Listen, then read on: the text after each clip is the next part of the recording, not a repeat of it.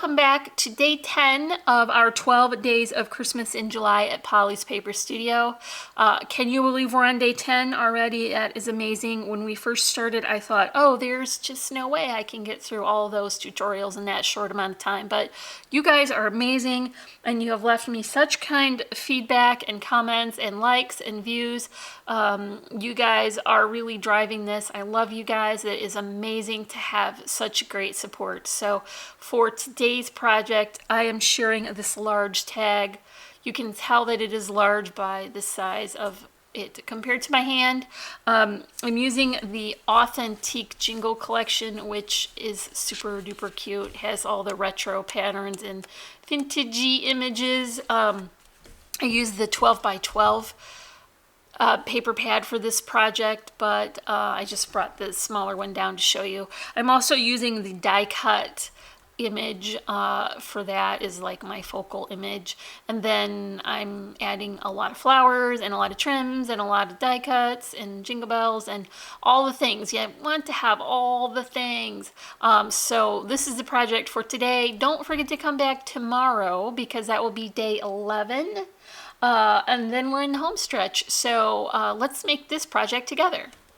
When I pulled out all of the elements that I wanted to use for my tag, I did realize that I was going to have to make a pretty big tag to work all the bits in. So I decided that it would be a very good idea to switch from my regular 110-pound cardstock as a core and then substitute a thick mat board. So that is what I've done here. And I added a pattern paper to the back. I also finished the edges with just a flat white acrylic paint so that it would have a nice finished look all the way around. And now I know that it will be sturdy enough to hold up all the heavy embellishments. So this is just a tag shape that I cut. It's 6 by 7.5, and then I just nipped off the corners so that it would have the tag shape. I'm going to begin layering on the pattern paper.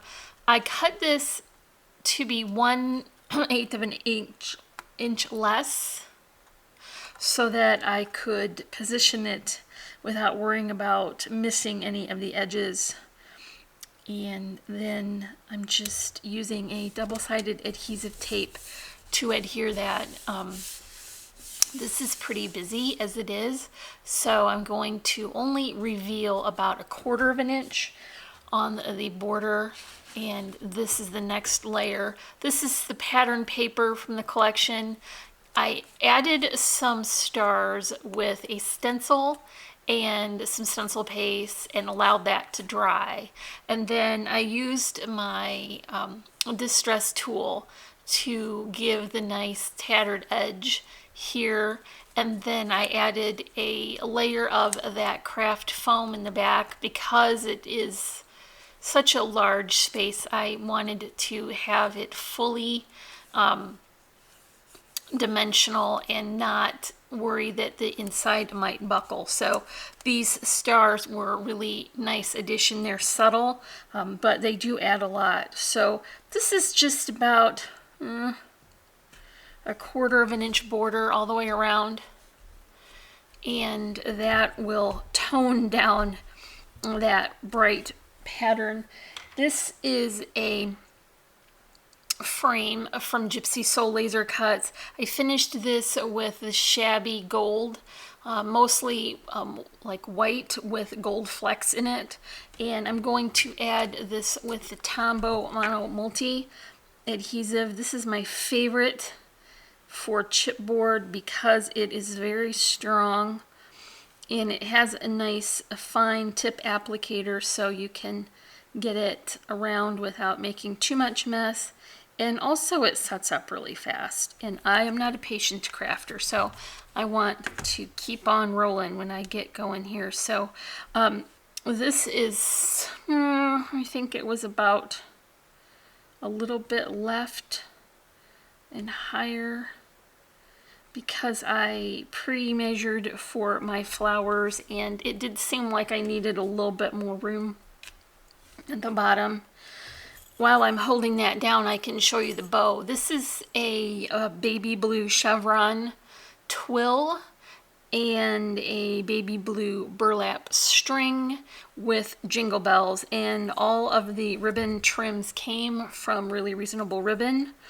So I'm just going to add that to the top. Now, this is a tag in the sense that it's the tag shape, but it's just meant really to be decor. It's a holiday decoration more than a tag. And that's another good reason to make sure that the core is very sturdy, because you want it to be able to stand up on its own without support. This is more of the foam, and I want to add support to the center of that frame so that what I layer on top is not going to be prone to scooching down in the middle and warping. And so what I'm gonna do is top that with these 3 banner shapes. These are cut from Cheery Lynn Design dies. They're the Horizon Fishtail banner, and so they have the shape at the bottom, and then also they have a really nice little scallop detail on the side. This is going to be lower because I want the detail of that frame to show. So that's going to be the pattern paper layers. This is a pretty little die cut doily. I didn't even bother to finish poking out all the picky bits because it's not really going to show anyway. And I have this one centered, or not centered, but off center, more toward the right and the top. So the focal image is going to be this adorable retro vintage image. It comes from the collection pack, and it is the die cut. So it had this great shape already, and I really loved the font of this text. It really looks like it's super retro. I put some Aleene's faux snow on the edge and allowed it to dry, so it's going to have a nice border, and then I'm adding it with the foam on the back again because I want to build up the dimension even more. So let's add that right here.